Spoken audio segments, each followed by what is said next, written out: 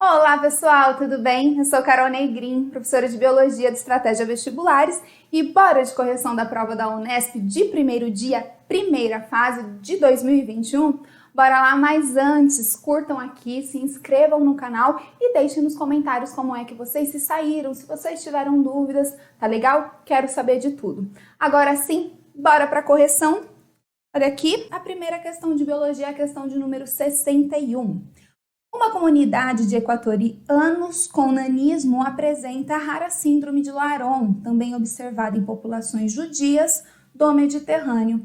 Pessoas com essa síndrome carregam uma mutação no gene que determina a produção de uma proteína que compõe o receptor do hormônio de crescimento. O hormônio circula no sangue da pessoa, mas o organismo não reage a ele, o que impede o desenvolvimento pleno de seus corpos. Pessoal, então qual o problema aí? Por que o hormônio não consegue atuar? Olha aqui, porque pessoas com essa síndrome carregam uma mutação no gene que determina a produção de uma proteína que compõe o receptor do hormônio do crescimento, HG. Então, esse receptor é feito por um conjunto de proteínas e tem uma proteína aí que tem uma mutação, tá legal? Bom, a mutação responsável pela síndrome de Laron compromete a alternativa A, o equilíbrio do pH do meio intracelular, provocando a desnaturação das proteínas. Não tem nada a ver com desnaturação, com equilíbrio de pH.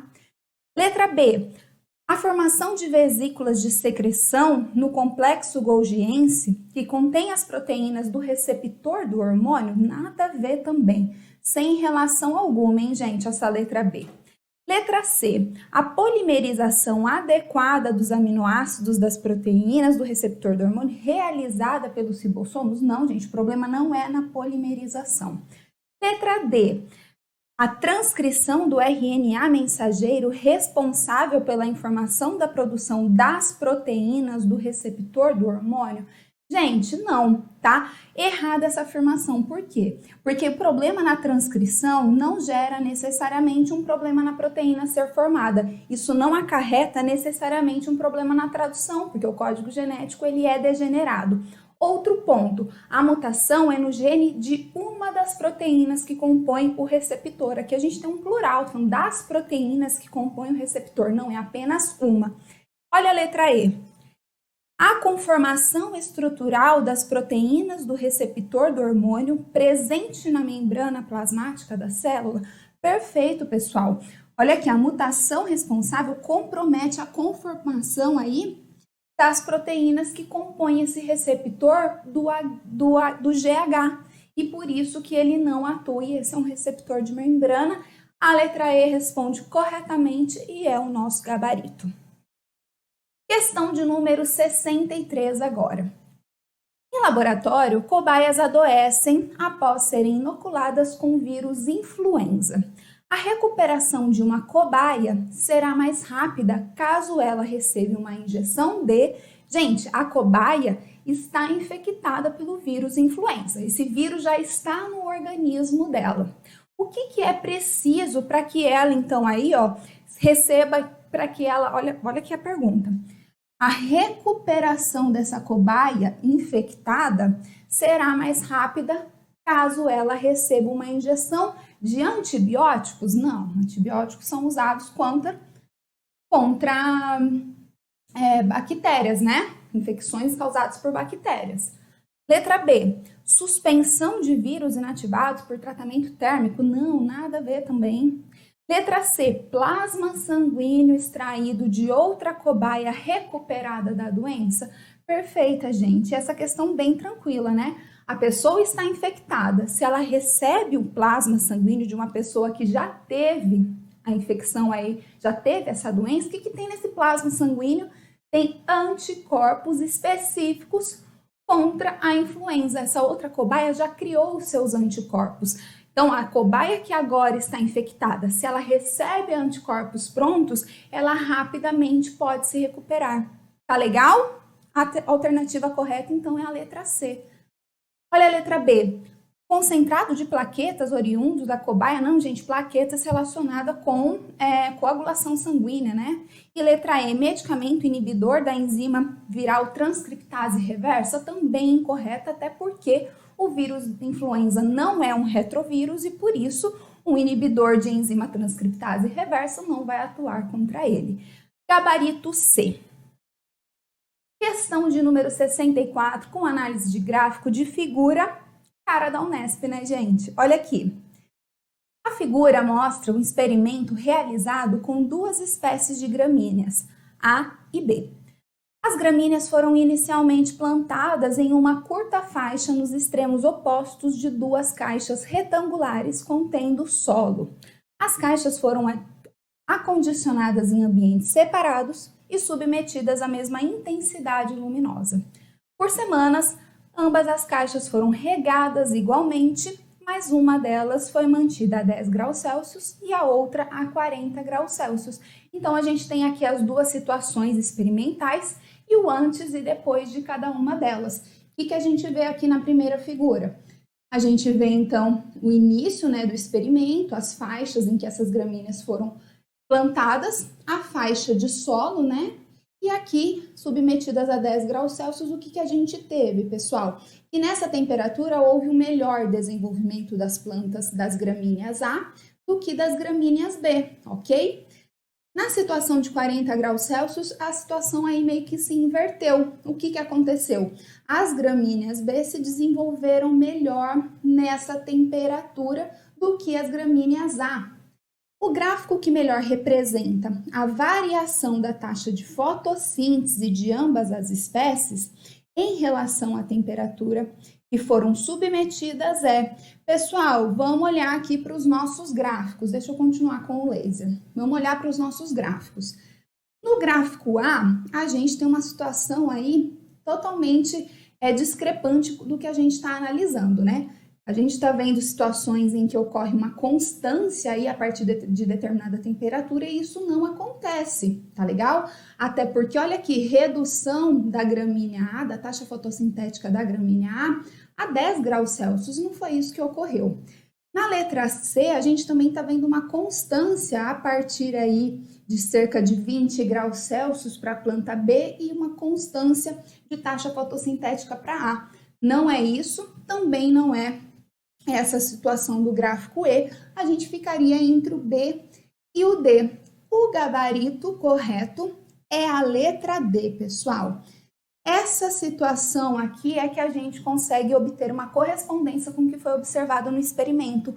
Por quê, gente? Olhem para o gráfico A. No gráfico A, a gente está vendo uma maior taxa fotossintética da planta da gramínea A e a 40 graus Celsius da planta B.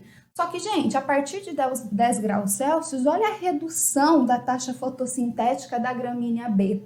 Gente, não é isso que ocorre. Até porque, olhem para a figura. Olhando para a figura, a gente tem que há plantas das gramíneas a 40 graus Celsius, assim como há gramíneas B a 10 graus Celsius. Então, uma se desenvolve melhor do que a outra nessas temperaturas, mas elas conseguem existir e existir bem nas duas faixas, aí, nas duas temperaturas apresentadas. Então, o nosso gabarito é a letra D, em que a gente observa uma melhor taxa fotossintética da A 10 e de B a 40, mas ambas aí, ó, conseguindo obter uma taxa fotossintética razoável nas temperaturas variando de 10 a 40 graus Celsius, ok? Então, gabarito letra B. B não, letra D. Questão de número 65 agora. A gente poderia pensar aí que pode ser um pouco interdisciplinar com matemática, mas é uma questão de olhar para gráfico e substituir valores, gente. Tranquilinha, vamos lá. O gráfico mostra o crescimento de uma população de micro-organismos em relação à resistência do meio, ao potencial biótico e à carga biótica máxima do ambiente. Os dados obtidos experimentalmente foram suficientes para a determinação das equações das curvas do gráfico. Então, a gente tem um gráfico aqui mostrando 3 curvas e aqui a gente tem os dados aí, as equações para cada uma dessas curvas. Gente, a gente consegue reconhecer quais são essas curvas? A gente lembra lá do que a gente estuda em dinâmica de populações, não é? É isso mesmo. Qual que é a curva aqui que está representando a curva do potencial biótico? Deixa eu pegar aqui a caneta. A curva do potencial biótico é essa. Potencial biótico aqui. É essa... Opa, que letra tremida, hein? Potencial... Não sei o que está acontecendo, não vou conseguir escrever. Deixa eu vir aqui. Potencial biótico é essa curva em azul. Capacidade máxima do limite, né? Carga biótica máxima. É essa que está representada aqui em verde, ok? Já em vermelho, o que a gente tem? A gente tem o crescimento real dessa população, tá? A diferença entre a curva do potencial biótico e a curva do crescimento real é aqui, ó, a resistência do meio, que é essa faixa em que está o laser para vocês. Olha a pergunta. A população de micro-organismos atingiu a carga biótica máxima do ambiente. Pessoal, atingiu a a curva de crescimento real, qual é? É essa curva vermelha. Ela atingiu a capacidade máxima aqui, a capacidade biótica desse ambiente, nesse ponto, tá? Nesse ponto em que ela cruza com a curva verde e que o número de indivíduos é igual a 30. O que a gente tem que fazer? Substituir 300. Substituir esse valor de 300 onde? Aqui nessa equação que a gente reconheceu, que é a curva de crescimento real dessa população. Bom, vamos fazer isso então. Vou pegar aqui a caneta com vocês. Y é igual a 31 vezes x mais 10. Qual é o valor de y? 300, ok? Que é igual a 31x mais 10. Valor de x é igual a 10. 10 o quê? Horas. Nosso gabarito é, portanto, a letra C. Tranquilinha essa questão, hein, pessoal? Essa questão de substituir os valores. Nosso gabarito é C, então partimos para a nossa próxima questão. Questão de número 66. A análise quantitativa dos fenótipos obtidos dos cruzamentos entre plantas de ervilha de cheiro foi crucial para que Gregor Mendel pudesse estabelecer a existência de fatores que se segregavam de forma independente para compor gametas. Atualmente, para análise molecular referente aos fenótipos, cor e textura das sementes em ervilhas de cheiro, deve-se investigar um total de tananã de cromossomos homólogos, tananã genes e tananã alelos. Pessoal, estamos falando de duas características que segregam independentemente, tá? Estamos falando de genes, 2 genes, que estão presentes em pares de cromossomos homólogos distintos. Então, como é que a gente consegue resolver essa afirmação, gente? Também tranquila, né? Olha aqui.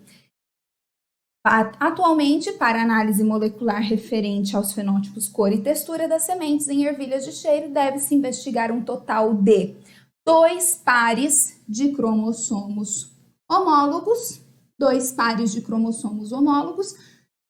2 genes e 4 alelos. O nosso gabarito é a letra E. Questão 67 agora. Para mimetizar um tecido e obter uma estrutura para enxertos humanos, um grupo de pesquisadores utilizou espongina, composta por colágeno, e a biosílica das espículas provenientes de um invertebrado. A associação da parte orgânica com a parte inorgânica resultou em um compósito com propriedades muito similares às do tecido humano. Pergunta: o filo a que se refere o invertebrado mencionado e um órgão humano que poderá receber o enxerto são... Pessoal, o que foi utilizado aí? Espongina e espículas de sílica. Em que grupo de invertebrado existe aí espongina e espículas de sílica? poríferos, tá? Então a gente olha para as alternativas e a gente já exclui as alternativas D, B e E e ficamos entre A e C. Qual é a segunda parte da pergunta? O órgão humano que pode receber esse enxerto, fêmur ou disco intervertebral? Gente, parte orgânica e parte inorgânica desse enxerto foi obtida a partir da espongina e das espículas de sílica. Gente, parte inorgânica em matriz de tecido conjuntivo, tá? A gente tem onde? A gente tem no tecido ósseo, ok? O tecido ósseo que é mineralizado, que é calcificado. Então, esse enxerto permitiu a construção de um tecido conjuntivo especializado aí, que é o tecido ósseo, e, portanto, a nossa alternativa correta é a alternativa A, tá legal? Porque o órgão que poderá receber esse enxerto será o fêmur, não o disco intervertebral, ok? Questão de número 68. Leia os versos da canção Tenho Sede, composta por Anastácia Dominguinhos. Traga-me um copo d'água, tenho sede, e essa sede pode me matar. Minha garganta pede um pouco d'água e os meus olhos pedem o teu olhar. A planta pede chuva quando quer brotar, o céu logo escurece quando vai chover. Meu coração só pede o teu amor, se não me deres, posso até morrer. A canção menciona a escassez de água que pode afetar tanto os animais quanto as plantas. Um hormônio humano e um hormônio vegetal que atuam para a economia de água nesses organismos e uma figura de linguagem que aparece nesses versos são, respectivamente. Essa questão aí já está interdisciplinar aí com língua portuguesa, né, gente? Figura de linguagem. Tranquila, né? Pessoal, olha aqui. Um hormônio animal que atua aí permitindo economia de água por esse indivíduo. Hormônio ADH, que é o antidiurético ou vasopressina, ok? Conseguimos eliminar alternativas? Claro que conseguimos, já eliminamos a C e a D. Qual é o hormônio agora vegetal que também atua dessa forma? Pessoal, é o ácido abscísico. Por que ele permite aí redução da perda de água, economia de água? Porque o ácido abscísico é aquele hormônio que atua fechando estômatos, proporcionando aí a redução aí da abertura dos estômatos. Se esses estômatos não se abrem, não ocorre transpiração. Então, há economia de água. Olhem aqui, então, eliminamos a letra E. E qual é a figura aí de linguagem? Gente, olhem para o texto, né? Traga-me um copo d'água, tenho sede e essa sede pode me matar. Gente, me dá um copo d'água porque eu morro de sede. Estou exagerando, né? Exagerando demais. O que é isso, gente? É uma hipérbole. Então, a alternativa correta é a letra B. Questão de número 69. Funcionamento de uma folha artificial. As folhas artificiais estão entre as tecnologias mais promissoras para um mundo mais limpo, pois podem tanto capturar o dióxido de carbono da atmosfera, quanto transformá-lo em combustíveis limpos, além de gerar energia sobre outras formas. Essas folhas biométricas convertem o dióxido de carbono em combustível e decompõem a água em oxigênio e hidrogênio, tudo isso usando energia solar. Os dois processos ocorrem simultaneamente, mas um de cada lado de uma célula fotovoltaica. O oxigênio é produzido no lado positivo da célula e o combustível é produzido no lado negativo. Comparando o processo da fotossíntese natural com o executado pelas folhas artificiais, constata-se que, gente, esse mecanismo aí, esse processo artificial, está mostrando que a gente sabe que acontece na fase clara e na fase escura da fotossíntese. Na fase clara acontece a fotólise da água, quebra da molécula de água, enquanto na fase escura ocorre a produção do combustível, a produção da molécula orgânica a partir do gás carbônico que é utilizado. Vamos lá então. Comparando esses processos, constata-se que ambos, tá? São processos exotérmicos? Não, gente. A produção da molécula orgânica do combustível requer energia, não libera energia. Então, errada. Letra B. dependem da ação da clorofila? Não, gente, não dependem da ação da clorofila, até porque é apenas a fase clara, né, da fotossíntese que vai depender diretamente desse pigmento fotossintetizante. Letra C, funcionam como pilhas eletroquímicas? Eletroquímicas, gente? Não, né? Tem os mesmos reagentes e produtos, essas duas fases utilizam os mesmos reagentes e formam os mesmos produtos? Claro que não. Letra E, envolvem transferência de elétrons? Exatamente, as duas fases envolvem transferência de elétrons, tá? Na quebra da molécula de água ocorre liberação de elétrons e aí esses elétrons eles são capturados. Na fase seguinte, esses elétrons também passam por uma cadeia transportadora de elétrons, permitindo que a próxima fase também aconteça. Tá legal? Então, o nosso gabarito é a letra E. Agora a gente vai para a questão de número 74, andamos um pouco, né? E a gente chega nessa questão aqui que é bem tranquila. Chama atenção para vocês, de vocês sempre quanto a isso, hein? Os ácidos biliares são constituídos por moléculas com porções,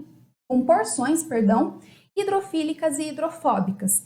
Em razão dessas características, esses ácidos que nos seres humanos são produzidos pelo, gente, ácidos biliares. Ácidos biliares são produzidos onde? No fígado. Eliminamos D e eliminamos E.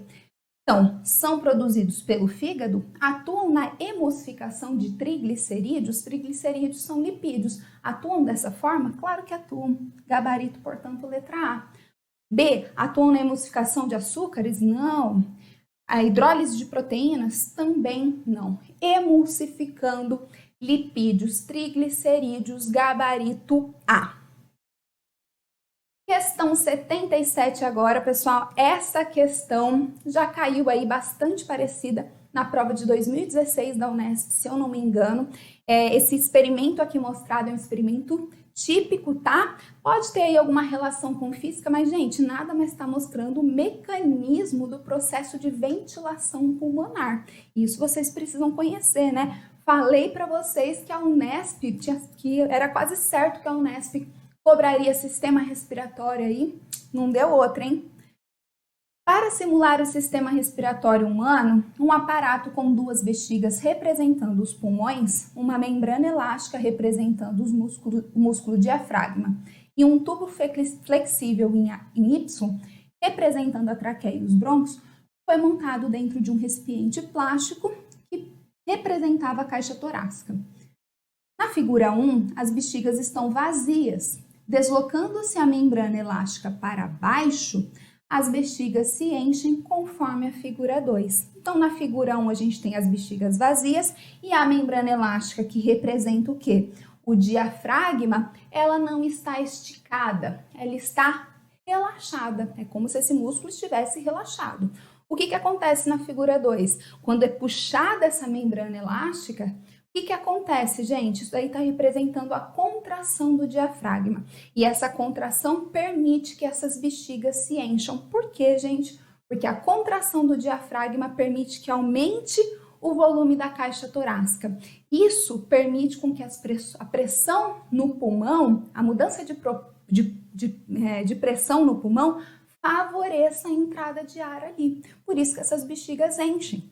Vamos olhar para a nossa pergunta e as nossas alternativas. Em uma analogia entre esse aparato e o sistema respiratório humano, o deslocamento da membrana elástica para baixo corresponde à alternativa A.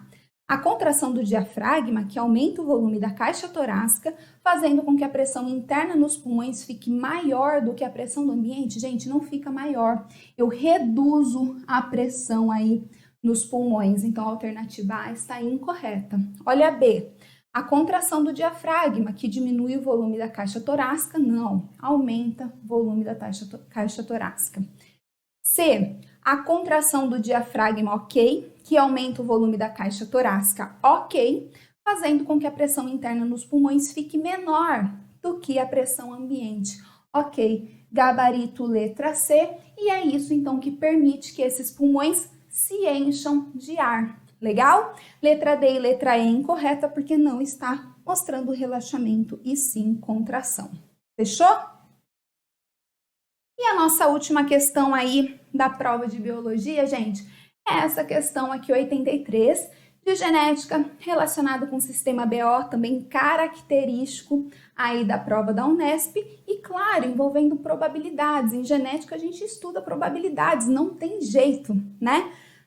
Essa questão ela teve talvez aí um pequeno probleminha na representação aqui nessas tabelas que nos foram dadas, mas eu vou discutir com vocês bem e isso não prejudica chegarmos à alternativa correta.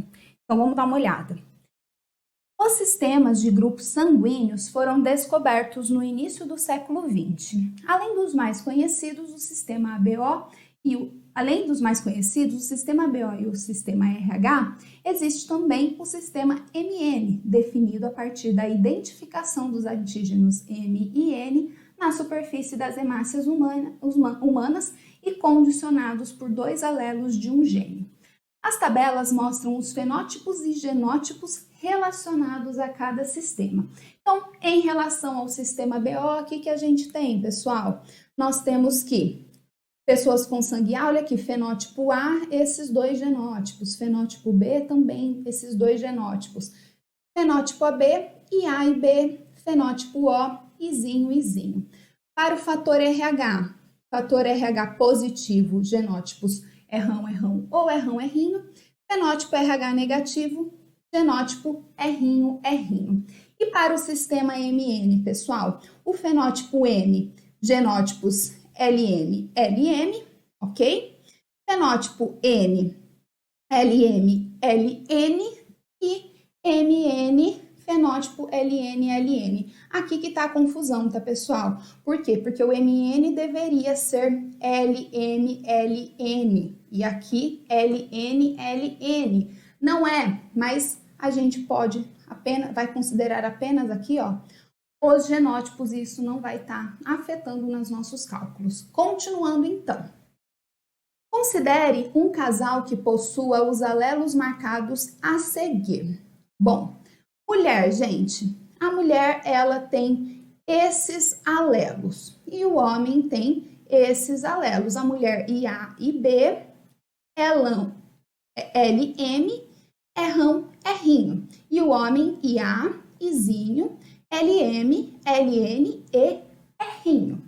Considerando os sistemas ABO, RH e MN, o primeiro descendente desse casal terá um fenótipo específico que será uma dentre quantas possibilidades? Pessoal, olha a pergunta. Ele quer saber fenótipos, tá legal? Não genótipos. O que a gente faz? A gente vai olhar para essa tabela, definir os genótipos do casal, tá? Fazer os cruzamentos, definir os fenótipos possíveis. Vamos fazer isso então? Bora lá! Coloquei aqui já um esquemão para vocês, né? Pessoal, eu só não coloquei o L, essa representação aqui, eu troquei essa representação apenas por MN, ok? Bom, a mulher, ela tem alelos IA e B, MN, M, 2M, então, né? São 2 alelos para cada gene. E aqui errão, errinho. Então, a gente tem esse genótipo para a mulher. E o homem? O homem, ele é IAzinho, MN e errinho, errinho. Fazemos o cruzamento entre eles e a gente tem que obter aí quais são os possíveis genótipos dos filhos desse casal. A gente pode fazer separadamente? Claro que pode, para facilitar. Então, gente, vou pegar aqui um laser, tá? Qual é as possibilidades de F1 para o sistema ABO? São essas 4 possibilidades. Os descendentes podem ser IA, IAizinho, IAIB ou IBizinho. Só que o que é pedido, gente? Fenótipo. Esses 2 genótipos definem o fenótipo A. Esse genótipo define o fenótipo AB. E esse genótipo define o fenótipo B. Então, temos 3 possíveis fenótipos em relação ao sistema BO. E para o sistema MN, nós temos 2 possibilidades de F1 a partir desse cruzamento, tá? MN, que define fenótipo M, MN, que segundo essa tabela define o MN, que define o fenótipo N, ok? Para o fator RH, temos essas possibilidades de genótipos e 2 fenótipos possíveis, positivo e negativo, tá? O que a gente pode fazer? Aquela árvore de possibilidades, então. Tá, a gente tem esses indivíduos, eles vão ter aí um determinado fenótipo para esses 3 sistemas, né, em conjunto, sistema BO, MN e RH. Então, olhem aqui. Vamos pegar o fenótipo A com M positivo, A com M negativo, A com N positivo, A com N negativo. Partiu pro grupo B, né?